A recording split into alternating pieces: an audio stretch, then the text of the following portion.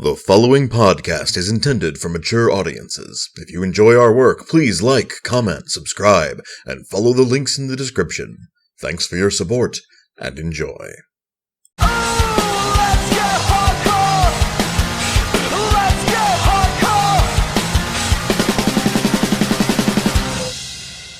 Greetings and salutations, listeners. I, Eric J. Chucky, joined, strangely, as usual, by the alcoholic firebrand to my calm, patient AI, the boy. Hey. It's one of them inside jokes. It's gonna stay inside. This is the Two Nerds Podcast, and today we're not talking about E3, even though it seems topical, because that shit ain't over till Tuesday. We probably gonna talk about that shit next week. Talking about Dallas and Robo, the new YouTube Red series brought to you mostly by John Cena. Yeah, executive produced by John Cena. He plays one of the leads. He's the driving force behind the show, and boy, howdy is it a good show. Credit where credit's due, it was created by Mike Roberts and developed by Matt Mariska, Mike Roberts, and Andy Sipes. So, good for them. Great job. This is an excellent concept. You found the right people to push it forward. I don't really know where to begin with this, because there's not, a spoiler-free review, because it's a fucking... Yeah, We're reviewing a lot of comedy recently. Maybe we just like to laugh again. Maybe it's been long enough. No. So... I sang at your wedding.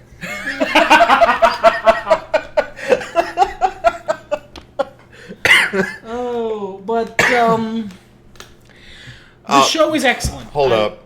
What's I up? gotta be the unprofessional bit.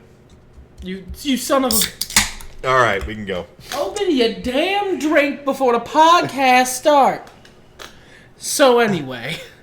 I would have, but somebody was making fun of me with the stupid audio recording. There's a thing. I'm gonna just lay it out here, listener. Oh, good. I can chuckle about this on microphone now. There's a thing with Audacity where it updated, I don't know, 6 months ago, and my computer is horrendously out of date.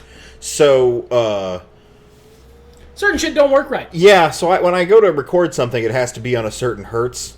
And then when I play something back, it has to be on a different hertz. Otherwise, a little window pops up, and it's like, you're a fucking moron. And it drives me nuts, and I hate it. And I love it, because in 6 months, he's literally done it every time.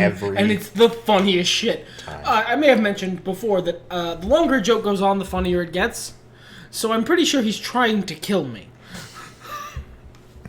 One day you will just erupt with one ha that will pierce the heavens and bring holy starlight down upon you and smite you right where you sit.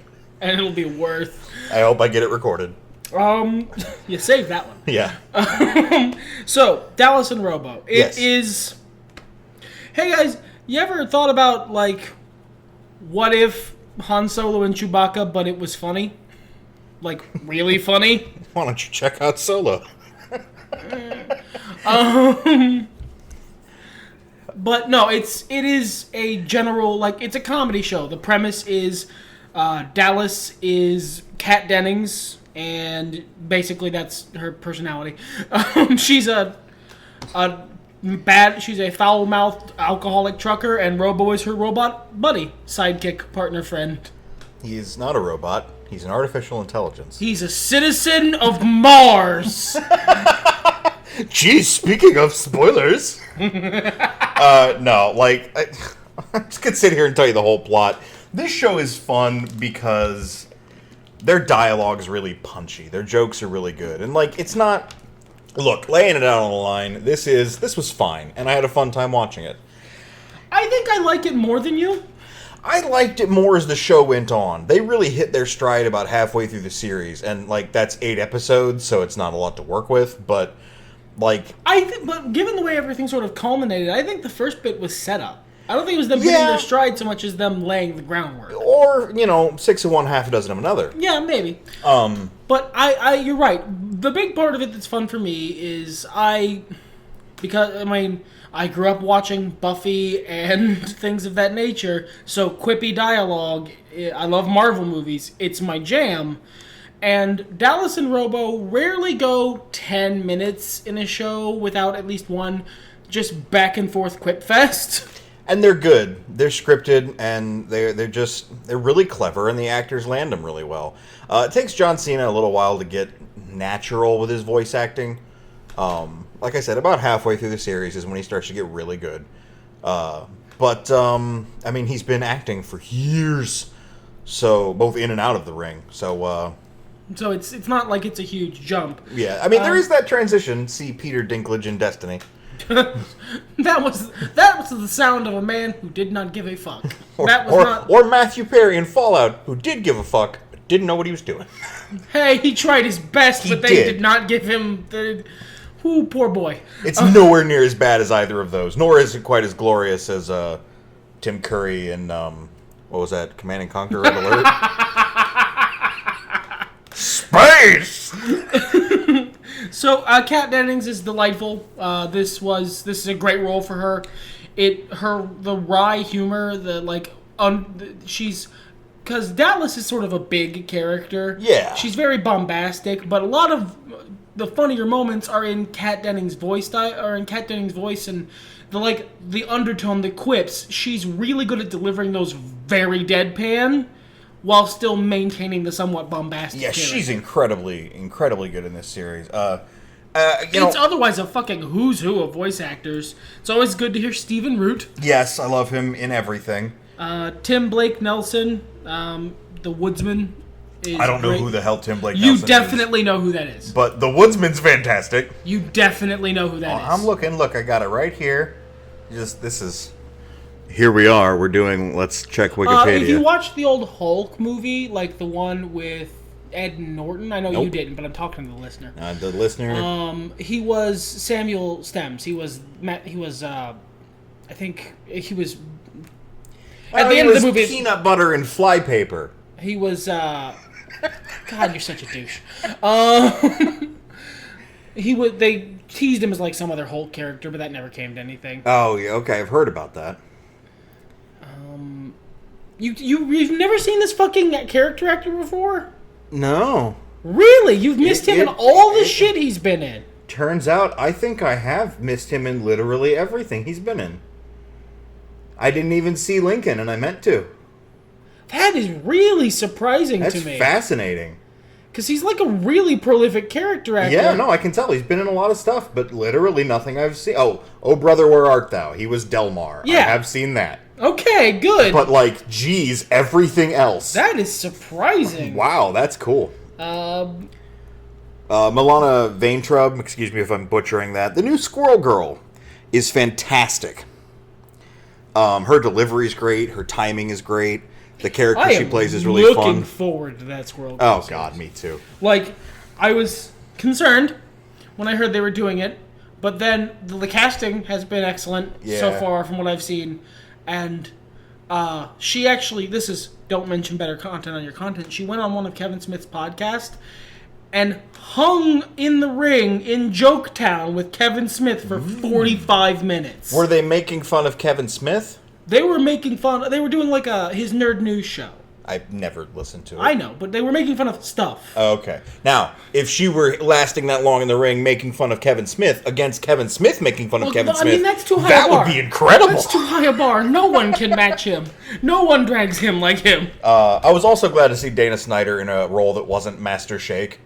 Not that he wasn't amazing in that role, but I really like Dana Snyder as a voice actor and an actor. I forget what the hell it was, but he played Benjamin Franklin live action in something, and it was hilarious. Probably Drunk History. It was something that came before that. It was on Adult Swim, and I don't remember what the hell it was, but it was fucking hilarious. Fat Paul as a character is endearing. I mean, Dana Snyder's a good voice actor. I fucking despise Shake, so it's good to see him in something that I don't hate elementally. I also hate the character, but the acting for it is good. Yeah, I mean, he plays that reprehensible shitball well.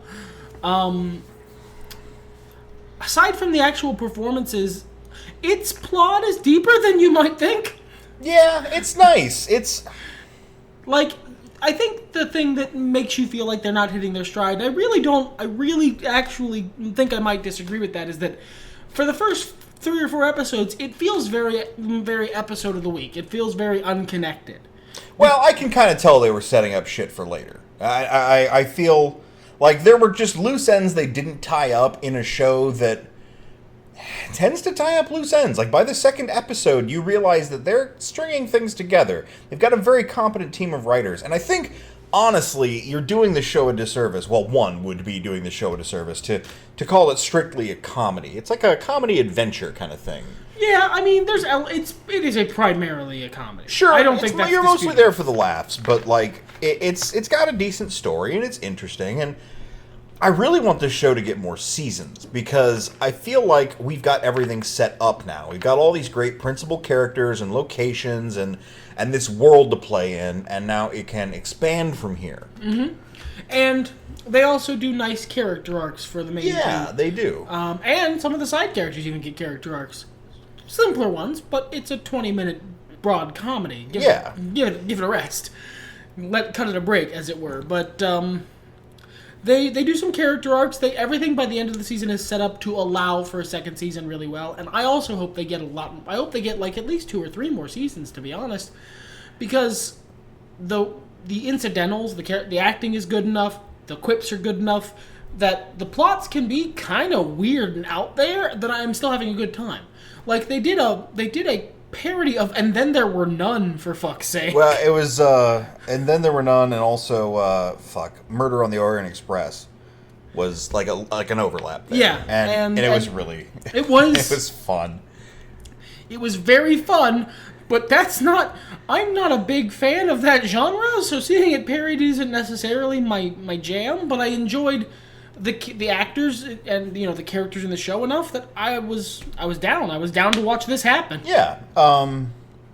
I would say they did a more fun and interesting job with it than they did on My Little Pony. There was a Murder on the Orient Express parody on My Little Pony. Yes. There was an episode of My Little Pony with violent murders in it. Well, I think someone ate a dessert, actually, but... Oh, my lord. Ay, cheek. I made you exasperated in Spanish. Anyhow, but this show does occupy, as one might be able to predict, a similar comedic oeuvre of Futurama and Rick and Morty. Yeah, I would say that not even so much Futurama. For me, Futurama's a lot goofier, I think is the easiest way to explain it. I'd say it's not even really a Venn diagram, but they do occupy similar mental space. Well, Futurama's a lot goofier, and like they really dial in the human moments really hard in Futurama. Whereas, and they have some in here, they're much more understated. No, they're subdued and they flow with the rest of the show. There's not that this episode has ended and now I don't feel so good. Yeah, there is no "I waited for you, Fry" in this fucking season, and that's good because that hurt me. And at the same time, it's not as ugly as Rick and Morty. Yeah, that's I think the biggest selling point is if you are like White, not so much me. I can roll with the level of bitterness in Rick and Morty. Bitter is also a good way to put that. But if you're someone who likes the idea of that show but can't get into it because it's either too deeply cynical or too bitter for you, because they can get pretty like, it's not about being physically ugly. This show is also fairly gruesome at certain points. Oh yeah, there's one point where a person's face melts and they go, "Ouch." In the first episode, there's literally like half the episode is a gag about Dallas walking around with a severed hand. It's a weird fleshy spiders. So it's emotionally, it's like philosophically ugly. It's a mean show, Rick and Morty.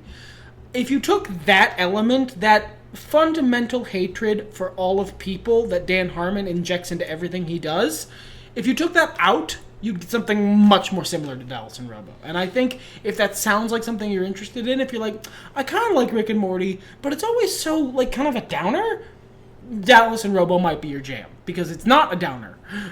Yeah, I mean, they talk about bleak stuff. It's not like it's super happy fun time. There's an existential crisis or two in there. Well, but there's a difference between that and a downer. Right. Comes to mind the episode in season 1 of Rick and Morty where, and I might have talked about this on our Rick and Morty podcast, go check it out, where Morty wants to do the adventure his way, and so they go to that weird fantasy land, and everything is great until someone tries to rape him in the bathroom. Yeah. And then at the end of the episode, they uncover evidence that this was the beloved king of a kingdom. They uncover evidence that the beloved king is a terrible child rapist, and they bury it so that his legend can live on. Yeah, okay, I get it. It's black humor, but that crosses the line into just fucking depressing. Yeah, man, I just wanted for once Morty to have a nice adventure. God damn.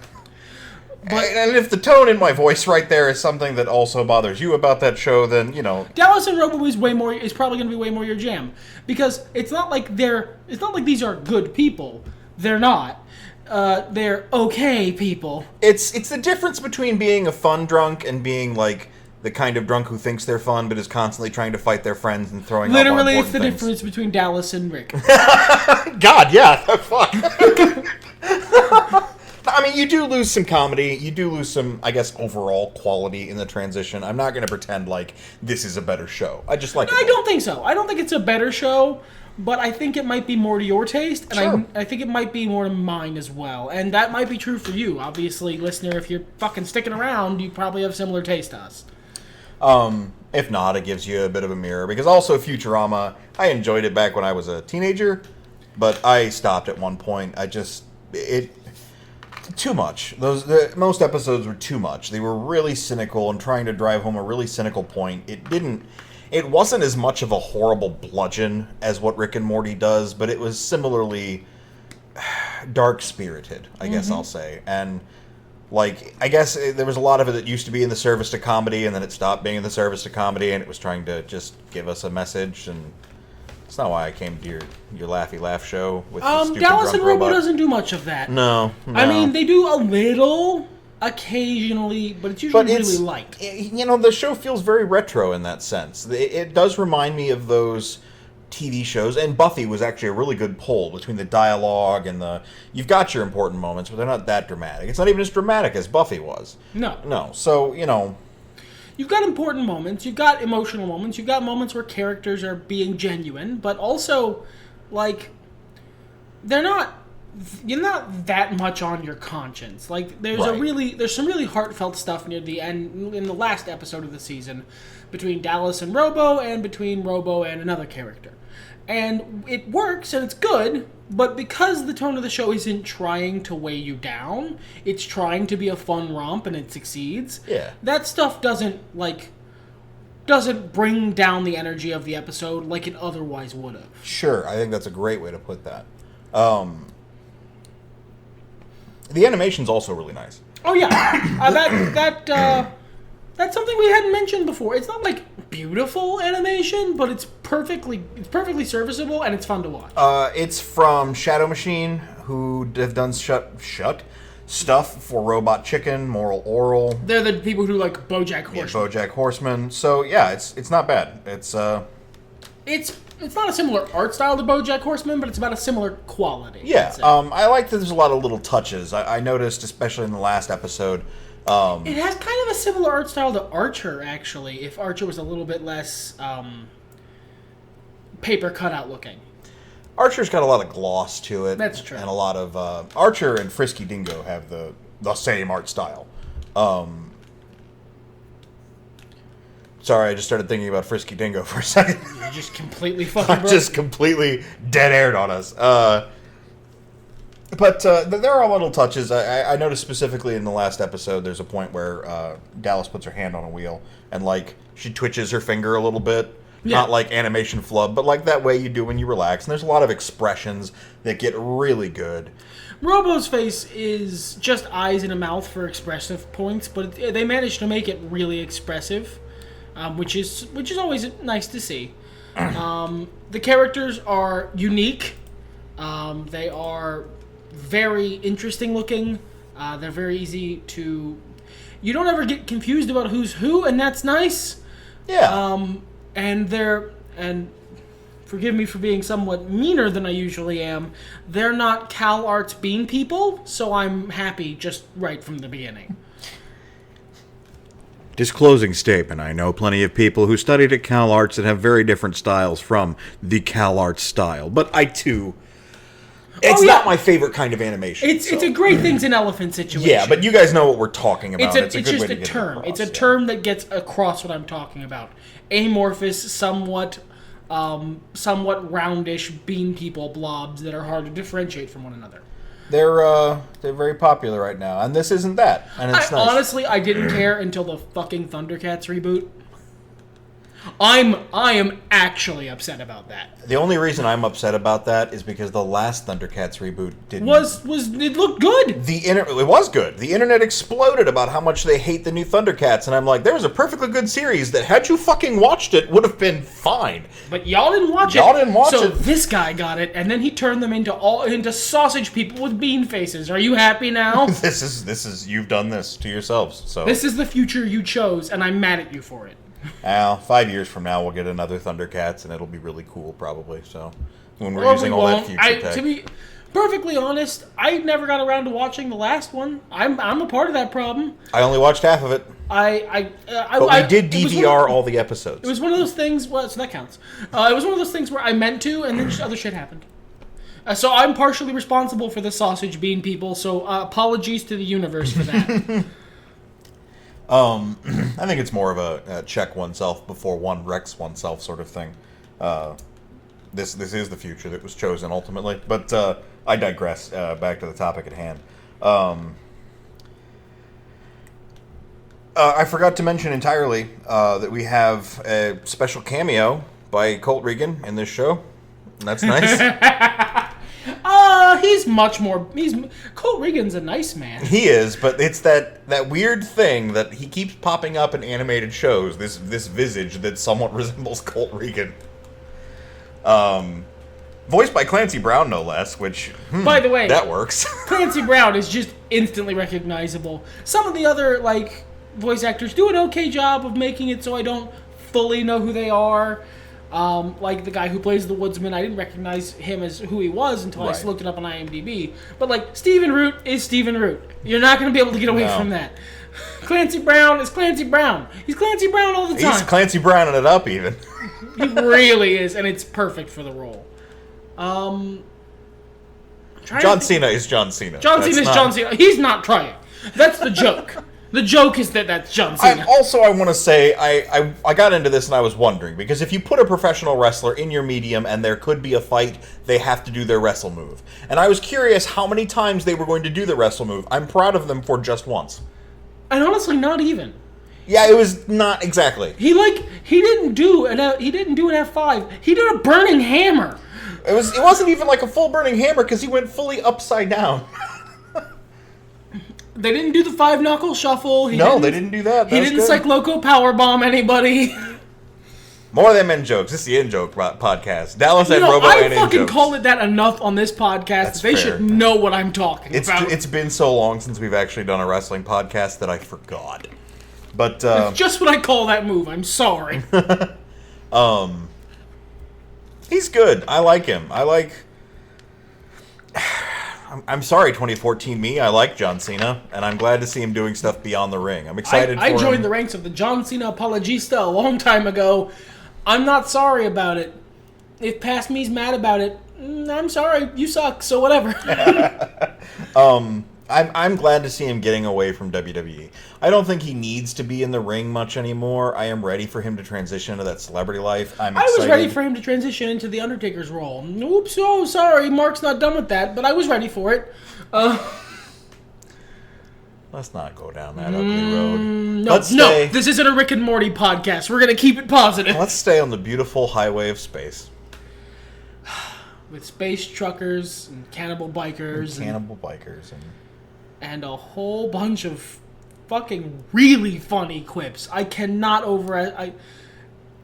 it is, I think, I said Buffy on sort of reflex, but I think that's a really good bellwether. It is a really good comparison, and I just happened to think myself on the fucking back there. And this is probably accurate. Visually speaking, Okay, maybe you don't. Listener, probably at least one of you, Ultimo Dragon, I'm sure, drew a lot when you were younger. The way you draw in high school versus the way you draw as an adult, if you keep at it, the stylistic changes, it's usually less grotesque, it's less, shock value-y. That's the way you craft any medium, basically. It's bad and then still bad. Well, for me. I think the difference between... I think something to compare this show to is, what if Super Jail was drawn by someone in high school? They could have done this show 10 years later. I watched like half an episode of Super Jail and turned it off, so that sounds about right. I've seen 5 episodes of Super Jail, I think, and they stuck with me. Well, that's not exactly... You can't see the look on his face. That is not a recommendation. I really like the character of the Warden. I think it's a fantastic character, and I'm sad they didn't do more with him and his voice actor, but whatever. It's got a very similar energy. It's not quite as 1960s surrealist nonsense. In fact, it's not. No, it's a very grounded... 10 years later, it's graduated to the 70s.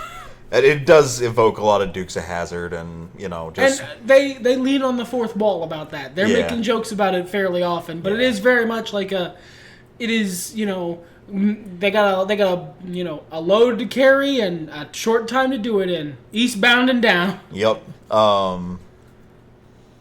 Man, I'm trying to find the biggest faults with this show, and it's not a fantastic show. It's not overwhelming, but it's not just good. Amazing. It's just good. It's just really good and fun. And fun is nice. It is nice to have a good time sometimes. Okay. I think I've got it. Okay, you can go to the fancy fucking restaurant. All right, you can get that $20 steak dinner with all the spices, cooked on some wood, fucking sides, mashed potatoes, and like exotic corn. You get a drink with refills, maybe a Bloody Mary with one of them celery stalks in it. You can do that, all right? You can stay at home and you can eat ground beef with your fists. Or you can do the in-between and you can go out to Burger King and get yourself a frame-broiled Whopper for $5. And I think this is that flame-broiled Whopper. It's not fantastic. It's not crap, but it's good. It hits the spot. It satisfies. I will substitute something maybe nice from Arby's because I find Burger King's beef gross. Also, side note, we just got a very clear picture of what he thinks of as a fancy restaurant, and I want you to take that with you, listener. Oh, God. I'm going to share this story. Are you all right with that? Go for it. I saw, speaking of redneck stuff, Talladega Nights years ago when it came out in theaters. And oh god! Last week I told y'all about when I was watching Solo and a joke hit and I was the only one in the theater laughing because I was that nerd. This is the exact opposite. They talked about going somewhere fancy, smash cut to Applebee's, and I'm like, okay, that makes sense. And everyone else in the theater's laughing, and I'm like, I don't get it. And then I got it. And then you realized who you are. I am but a simple person. Side note, since you brought it up, I have viewed the most recent Star Wars movie. I am one of the few who have seen the most recent Star Wars movie. I like it. I think it's a good movie. I am sad it didn't do better. I think it would have done fine if they hadn't had to make it twice. It's almost like if you have a budget for something, you shouldn't double it for no reason. Because you don't like the people. That is the reason. Sometimes business decisions come back to bite people. Good. I'm just not that petty as a person. I'm petty, but not that petty. I think it's a good movie. I think it's fun. I think, by the way, I didn't listen to his Solo, a One Nerd podcast until after I saw the movie. We both laughed at the same joke. So if we had both gone, it would have been that situation in Deadpool where we were the only two people who laughed at the Rob Liefeld feet joke. It would have been both of us laughing at a very specific joke that I'm not telling you. Go see Solo, a Star Wars story. Please go to their GoFundMe. They need the money. Their movie is very sick and it needs help. Yeah, so, okay, if you've got YouTube Red, I would definitely recommend Allison Robo. If you don't... It's not worth a red buy-in. No. And there's not enough Red other shit is on worth Red. the red buy-in. Yeah, to that point, just support the people you love. Not us. We don't get money from this shit. We just do it for fun. Yeah, I don't give a shit if you have YouTube. We're not advertised. We don't get advertised. They demonetized us years ago. Not because of, like... Yeah. Not because of like Adpocalypse. We were the Adpocalypse canary in the coal mine. We were like 4 years before them. This may be broken.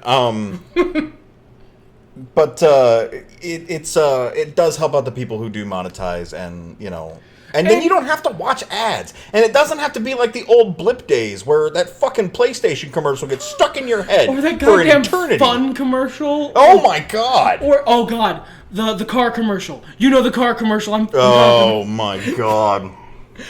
But anyway, it's for me. Red is worth the buy-in and of itself, just because I watch more YouTube than anything else. It is absolutely the biggest value I get for my money of all the streaming services I pay for. Bar none. That said, you know what song I've heard hundreds of times, but never bothers me, never gets stuck in my head in a bad way, and I always enjoy it? The one you're about to introduce. Everything's better when nerds talk about it. Fuck it, let's get hot.